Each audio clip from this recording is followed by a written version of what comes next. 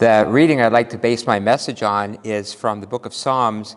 It's Psalm number 131, and let me read it in its entirety.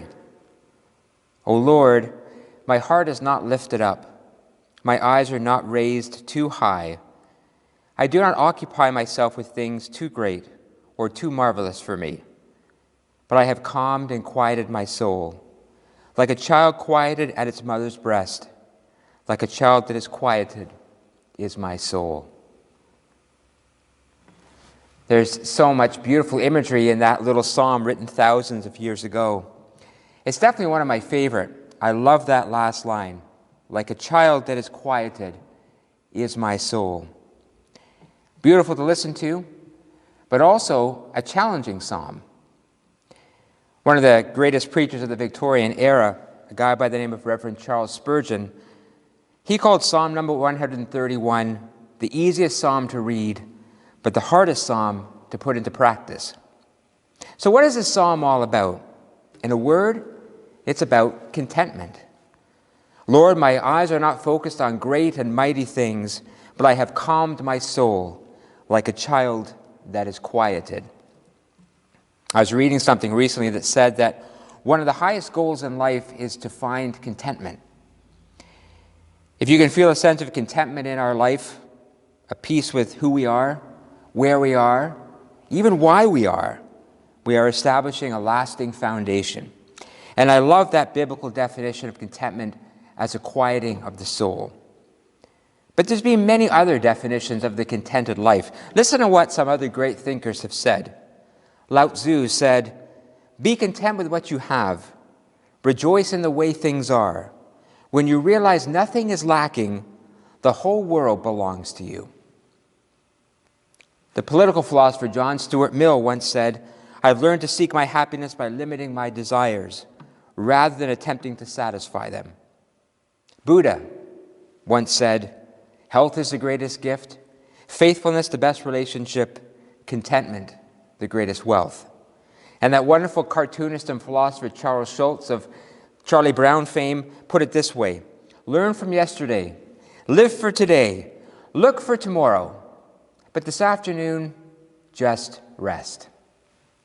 They're all great definitions of the contented life. But my favorite definition is not in words, but rather a picture. And it's a picture that I've referred to often because it means a lot to me. It's a painting of a storm, angry gray clouds above, releasing torrents of rain and thunderbolts. At the bottom of the picture is a waterfall, mighty currents flowing over a jagged cliff, crashing into the rocks below. At first blush, it seems to be a painting that depicts the opposite of contentment. It's a picture of intensity and fervor, almost chaos, until you look at it really closely. And when you do, you notice a tiny white dove that is sleeping in a crevice carved out in the rock behind the waterfall. Contentment. I first saw that picture as a child, and it stamped itself on my memory. I've hung it in my mind kind of like a favorite piece of artwork. And in times when my own life has felt churned up or confused or frantic, I wander over to that painting and try to remind myself that I'm not created to be the storm. I'm created to be the dove. And the storms always pass. Contentment, the quieting of the soul. So let me ask you, are you a contented person? Do you fit comfortably into your life? Do you wear your life well? Are you able to meet both triumph and adversity with an equal share of patience and perseverance? Have you found a way to be the dove in the storm? Or do you find contentment a challenge? Is your mind always going a million miles an hour? Are you distracted or easily thrown off course? I remember a while ago, before COVID hit, I was visiting with a couple in the church, and I went to their home and went inside and spent about an hour in their home, and it came time for me to leave. I couldn't find my keys. So I started looking everywhere. Looked in the couch where I was sitting, they weren't there. Checked all my pockets, they weren't there. And I figured I must have left them in the car. And as I was going out the door, I was saying to myself, well, I hope I didn't lock them in the car. When I got out there, not only were they in the car, but they were in the ignition, and the ignition was on. I'd left the car running or idling in that driveway for over an hour while I was inside, just because my mind was going a mile a minute. There's no question the biggest enemy to the contented life is a busy mind. What other barriers are there to contentment in life? Sometimes just the complexities of life. We can become overwhelmed with our problems. The psychiatrist one day was doing his rounds in a psychiatric hospital. He came into a room with a very ordinary man sitting on the side of the bed. So the psychiatrist started asking him questions. How did you get here? What's the nature of your illness? This is the reply that he got. Well, it all started when I got married, and I guess I should never have done it. I married a widow with a grown daughter, who then became my stepdaughter. Then my dad came to visit us, fell in love with my stepdaughter, then married her. And so my stepdaughter was now my stepmother. Soon my wife had a son who was, of course, my dad's brother-in-law, since he is the half-brother of my stepdaughter, who is now, of course, my dad's wife. So as I told you, when my stepdaughter married my dad, she was at once my stepmother. Now, since my new son is brother to my stepmother, he also became my uncle. As you know, my wife is my step-grandmother, since she is my stepmother's mother. Don't forget that my stepmother is my step-granddaughter. Remember, too, that I am my wife's grandson. But hold on just a few more minutes. You see, since I'm married to my step-grandmother, I'm not only the wife's grandson and her husband, but I'm also my own grandfather. Now can you understand what put me in this place? After staring blankly with a dizzy look on his face, the psychiatrist replied, "Move over." Life is complicated, isn't it? And sometimes just the many worries and stresses that we have can kind of suffocate that sense of contentment. We can become the storm and forget about becoming the dove.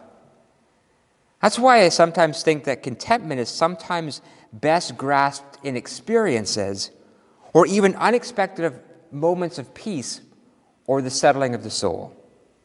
If I asked if you were a contented person, you may say no. But if I asked, do you have contented moments, I'm sure you would reply yes. Theologian Marcus Borg called contented moments a thinning of the veil.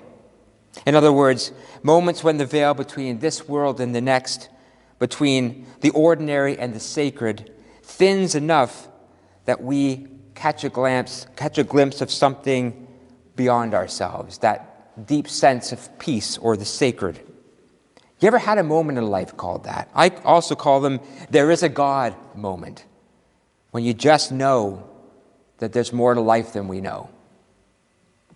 I've had a few in my life, kind of like that picture of the dove. I hang them in the art gallery of my mind to visit from time to time. For example, I still remember shortly after my daughter, who's now 21, was born.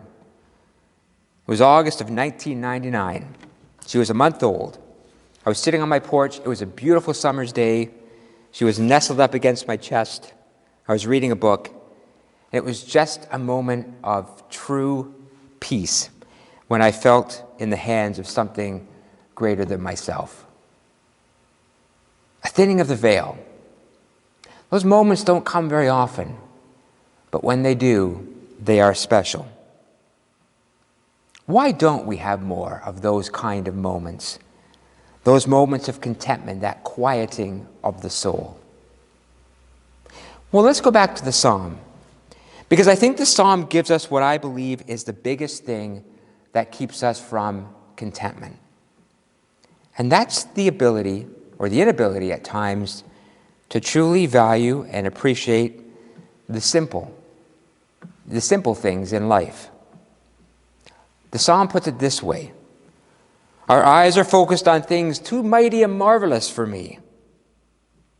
What keeps us from contentment? When we spend so much time looking at the horizon that we don't take stock of what is at the ground underneath us. This Greek tale about a conversation between two military leaders, Cineas and Pyrrhus. Cineas was trying to stop Pyrrhus from attacking the Romans and said, "Sir, when you have conquered them, what will you do next?" Pyrrhus replied, I will conquer Sicily, as it is an easy target. And what will you do after Sicily is conquered? Asked Cineas. Why, then I will go on to Africa and take Carthage, replied Pyrrhus. And after you've conquered all this, what will you do then? Persisted Cineas. We will then take Greece and take back everything we've lost there, answered Pyrrhus. When you've conquered everyone, what benefits do you expect to derive from all your victories? Asked Cineas. Well, then we will be able to settle down and enjoy ourselves. Sir, said Cineas, may we not do this now? You already possess a kingdom of your own. He who cannot enjoy himself with a kingdom will never be satisfied with the whole world. One who cannot satisfy themselves with a kingdom will never be satisfied with the whole world. What keeps us from contentment? Sometimes an inability simply to be happy where we are, with what we have. Don't get me wrong. It's always good to lift our eyes and look beyond ourselves to the horizon, to have dreams and goals and big ideas, to gaze at that which is marvelous. And a lot of good comes from a lot of people who can do that. The inventions that we enjoy are because of people gazing at the horizon and dreaming big. The greatest leaders in history are those who had a great and marvelous vision and could get people to go along with it. I'm grateful to those who do look at great and mighty things, as the psalmist would say. But I also agree that if our goal is contentment in life, it comes not necessarily from big dreams and big ideas, rather than from an appreciation of what is small and simple. Those fleeting moments when suddenly the veil thins and you realize life is good, life is a blessing. The seeds of a calm and quiet soul are nurtured in the ground of gratitude when we can come to appreciate the simple pleasures in life. One of history's great thinkers, Johann Wolfgang von Goethe, once wrote that contentment has 9 key components. He called them the 9 ways of contentment. How many of these do you have? Number 1, health enough to make work a pleasure, wealth enough to support your needs, strength enough to battle with difficulties and overcome them, grace enough to confess your mistakes and let them go, patience enough to toil until some good is accomplished, charity enough to see some good in your neighbors, love enough to move you to be useful to help others, faith enough to make real the things of God, and hope enough to remove all anxious fears concerning the future. That's such a wise piece of writing. Again, if your goal in life is contentment, it comes from a deep appreciation of the simple things. My eyes are not lifted too high. I do not occupy myself with things too great or marvelous for me, but I have calmed and quieted my soul. Or as James Oppenheim said, the foolish person seeks contentment in the distance. The wise person grows it under their feet. For just a moment, I want you to symbolically lower your gaze. Maybe your eyes or your mind or your heart has been preoccupied with great and mighty things. Maybe your eyes and your heart and your mind have been preoccupied with worries or problems. Lower your gaze. Stop looking at the horizon. Stop planning, thinking, wondering, stressing. Lower your gaze for a moment and look around you. What has God put in your life right now that is a blessing? Do I see when I lower my gaze? I see family and friends who love me and would love me despite almost anything. Do what I see when I lower my gaze? I see a country that affords me freedoms and opportunities like few others. Do you know what I see when I lower my gaze? I see a church community that although scattered, is filled with people who have become good friends, with whom we are making a difference in our community. Do you know what I see when I lower my gaze? I see places in life when, despite everything that's going on, it's still filled with love and laughter. Do you know what I see when I lower my gaze? I see a season that is brimming with hope and promise and beauty and color. You know what I see when I lower my gaze? I see God in my life in the form of so many ordinary but wonderful things. And I realize, truly realize, I'm a lucky and a blessed individual. Goal, friends, is not only to see it, but to live within it. To live nurtured within the blessings like a baby quieted at its mother's breast. When you lower your gaze, when you take your eyes off the lofty ambitions or the horizon or the mountain of worries, what do you see? What is truly good in your life? And how willing you to live smack dab in the middle of it? Okay, enough preaching. I want to tell you a story for the rest of the time here. It's a true story about contentment and perseverance. In 1973, a young man by the name of Richard got into a pickup truck with a bunch of friends. They decided to go for a joyride. Richard was restless and out of control. He was angry with life, angry with his parents, couldn't hold a job or maintain a relationship. He was convinced that everyone had a better life than he had. He and his friends had been drowning their sorrows when they got into the back of the pickup truck. Off they went, tearing down a country road, his friend at the wheel, and he and two of his buddies in the back of the pickup truck. Ahead was a hairpin turn. The truck couldn't make the turn, swerved, sending Richard and his friend flying out of the back of the pickup truck. Richard hit a metal post and fell to the ground. He immediately realized that he had no feeling in his legs. The ambulance came and took him to the hospital. 2 days later, he still remembers the words of the doctor. Richard's spine is broken. He will never walk again. He said the words were like a death sentence. What followed was months and months of rehabilitation, teaching him how to use a wheelchair. Finally, after nearly a year being in hospital, he was allowed to go home for the first time. He was angry and bitter. He didn't want anything to do with anyone. He stayed alone day in and day out in a small room in his parents' home. One day, his friends came to the house and said they were going down to the beach and would he like to come? He refused, but they didn't give him any choice. They hoisted he and the wheelchair into their vehicle and off they went. When they got there, Richard said that he didn't want to go to the water. He wanted to stay in the truck. As he sat on the front seat, he watched his friends splash around in the water and he felt angry. Finally, he thought to himself, maybe I got to try. Pulling himself from the truck, he literally dragged himself down to the water and rolled in. He said the water felt good against his skin. He said he began to relax, even smiled. Richard, who was not and still is not an especially religious person, nevertheless thought of that as his moment of baptism. He said the coolness of the water surrounded him, and as he looked over at his friends, the ones who had been with him through all of this, he felt a strange feeling. He said he began to feel some of the anger begin to melt away. He began to experience a calming of his soul and his spirit. He decided that he just didn't want to be angry and upset anymore. For the first time, he thought to himself that maybe life wasn't over for him. Maybe it did have something in store for him. He spent so much time looking at a horizon that he said held nothing for him.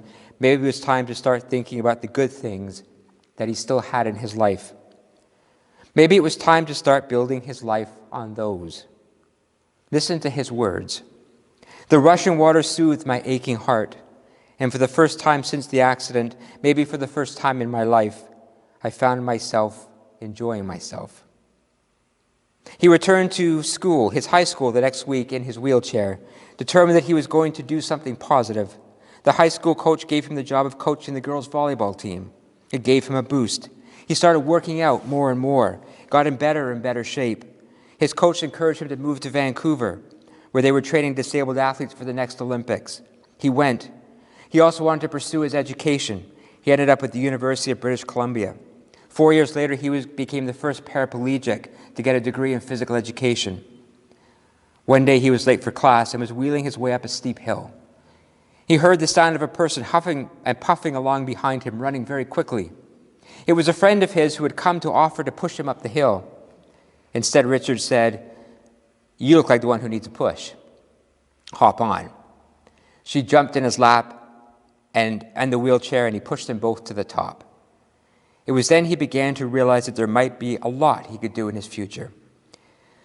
And then Richard met a man who would enrich his life forever, a guy called Terry Fox. Richard and Terry became good friends. They roomed together, played wheelchair basketball together. When Terry began his marathon of hope, he was amazed at his courage and commitment. When his marathon ended tragically, Richard had an idea. Maybe he too could, in his own way, pick up on what Terry Fox had done. And so on March 21st, 1985, he left Vancouver to ride his wheelchair around the world. He traveled over mountains, through scorching deserts, freezing snow, and torrential rain. In 2 years and 2 months, he crossed 34 countries, 4 continents, and wheeled some 40,000 kilometers. When he arrived in Vancouver at the end of his run, the crowds that met him were in the thousands, if not the hundreds of thousands. BC Place was filled to capacity, with people welcoming him home. As he wheeled into the stadium, he saw a huge banner in his honor that read, "The end is the beginning." He had hoped to raise $1 million. By the time he was finished, he raised $24 million and become a household word. His work didn't finish, but continued. To date, he has single-handedly raised over $130 million for spinal cord research. Richard is, of course, Rick Hansen, the man in motion, a truly great Canadian hero. His life is an inspiration. But listen for a moment to how he summarized his life. When I think back to when I was first injured, I remember my despair and how I mourned the loss of life's possibilities. But today, I am a different person. My accident helped me to realize that life is a precious gift, whatever life you have. And it is most nourished not by gazing at horizons, but by making most of the good things that surround you every day. When I focused on what really matters, I discovered my horizons began to expand in ways that I could not imagine. My greatest accomplishment is not being the man in motion. My greatest accomplishment is being a husband to Amanda, a father to 3 beautiful daughters, and finding the will to appreciate every moment in my life. When I had my accident, I thought my life was done. I now realize it was just beginning. The only thing that was done was being bitter and angry and resentful. I'm determined to live, however much of my life that is left, with deep gratitude for the ordinary gifts of each ordinary day. Sometimes contentment is summarized by a quote, sometimes by a painting, and sometimes by a life. It's great to have big dreams and look on distant horizons.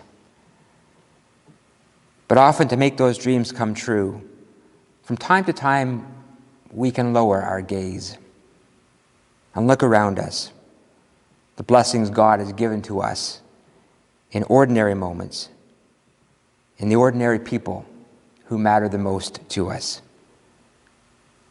Remember, you were created to be the dove, not the storm. Lord, my heart is not lifted up.